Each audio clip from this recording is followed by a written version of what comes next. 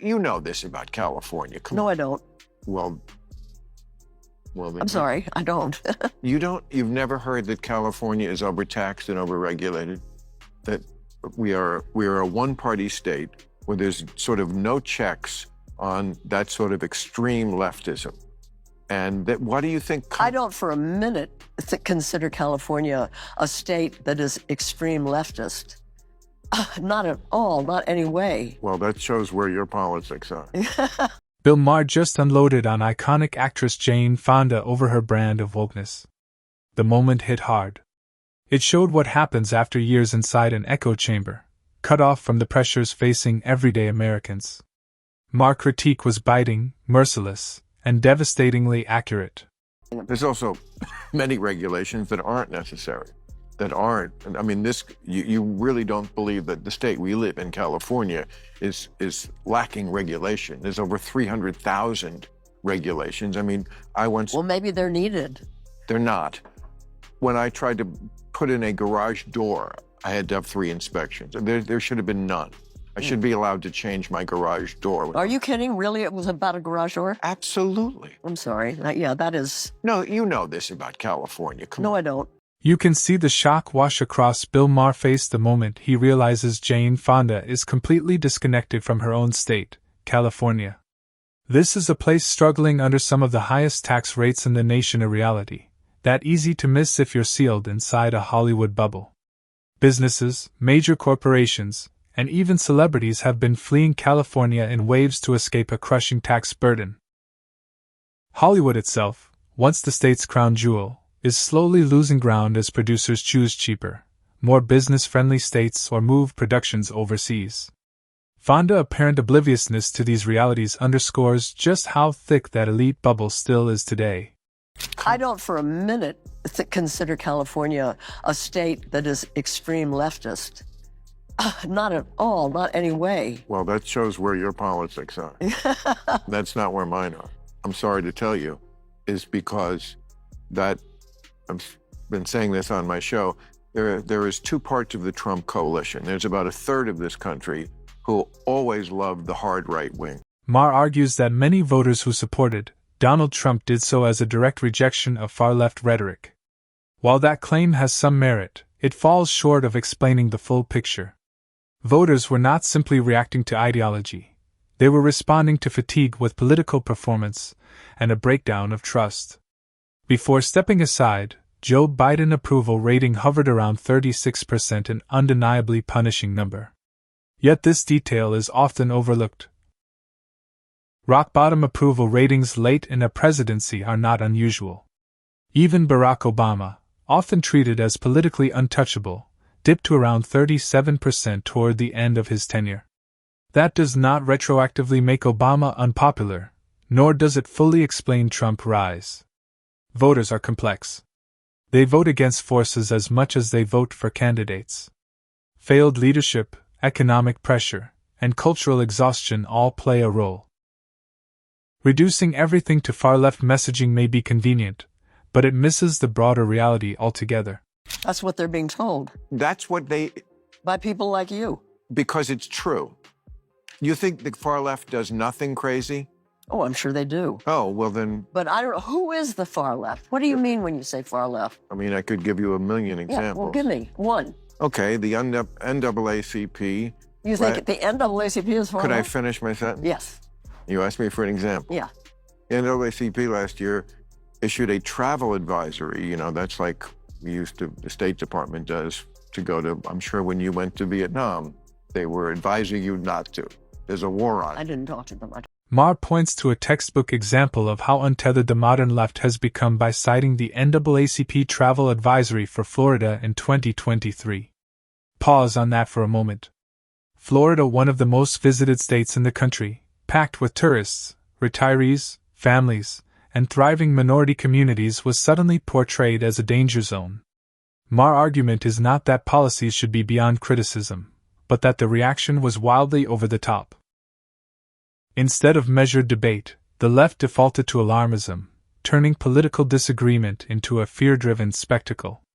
Maher argues this kind of performative outrage doesn't win voters, it drives them away. When everyday Americans hear travel advisory, they think of war zones or natural disasters, not culture war disputes.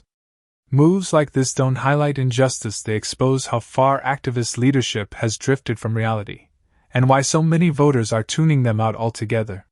In this, I think we have way too many regulations and laws, as we've talked about. And this one, I think, says if you're a department store with over 500 employees, you have to have a gender-neutral toy department. Yeah.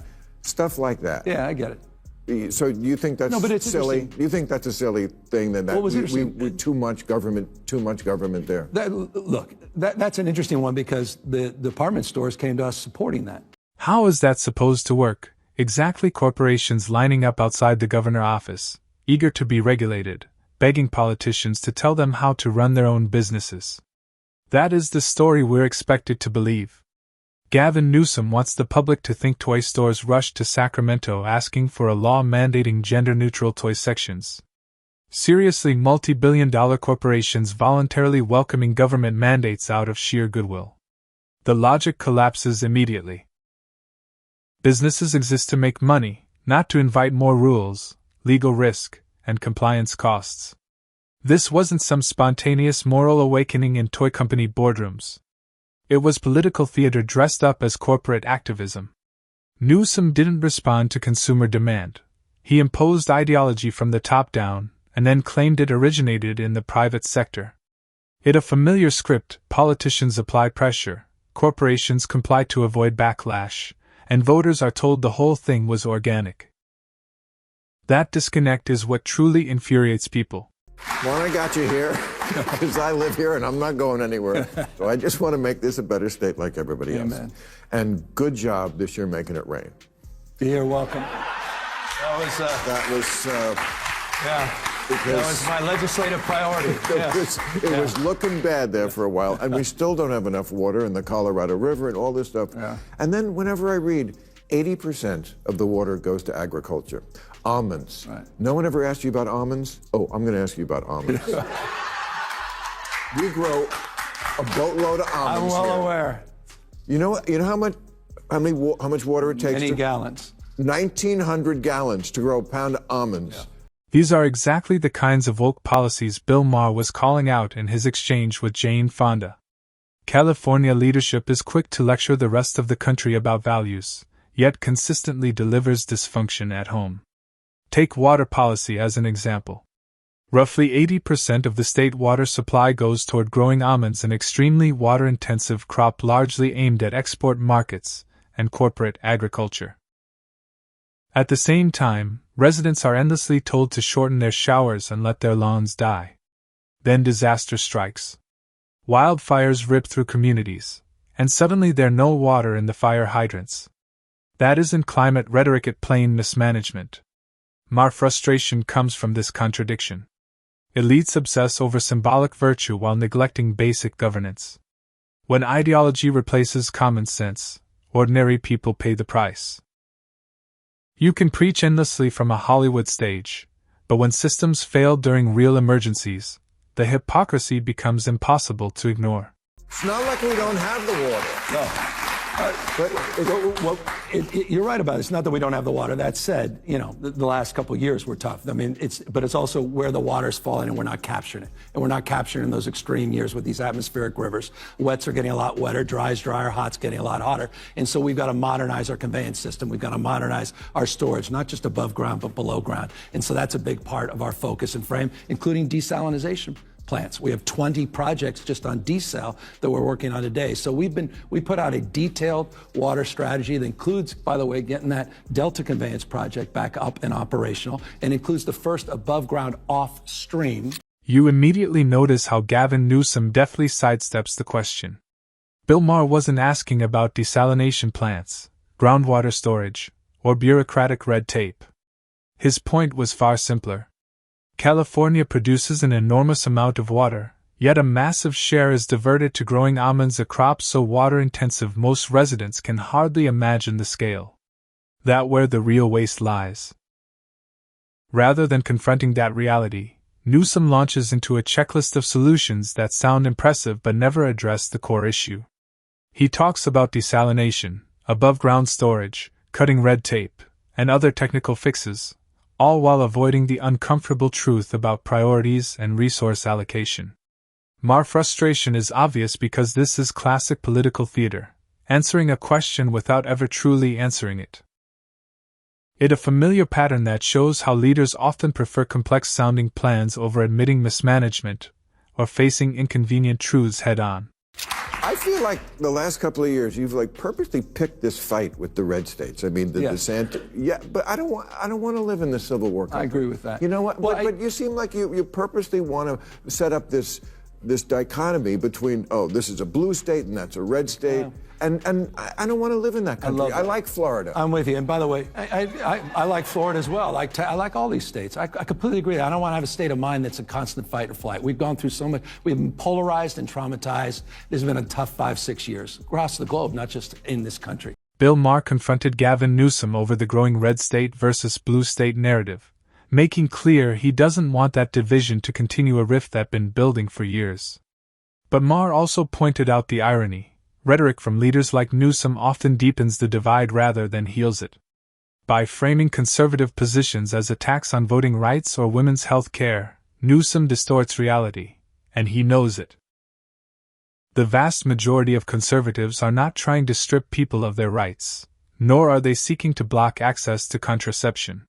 Yet political messaging regularly exaggerates these claims, casting the opposition as extreme and fueling fear and polarization. Maher's critique cuts deep because it exposes the disconnect. Leaders can talk about unity all they want, but when they twist facts for political advantage, the divide only grows, leaving Americans more distrustful of one another. These guys are being on a banning binge across this country. You want to talk about cancel culture? Look at the Republican Party. Ask Bud Light, Target, Disney. That's just the private sector. Banning speech, not just in the classroom, but in the boardroom as it relates to issues of race. Look what they've done. 3,362 books just last year they're banning. This is a serious and consequential moment. It's the cultural purge that's going on in this country.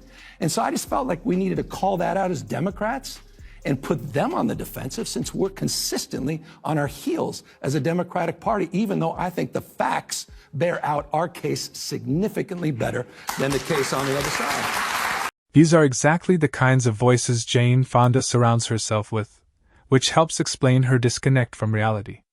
Take Gavin Newsom, for example. He claims the Republican Party is the one practicing cancel culture, when in fact the term has been almost entirely applied to the far left.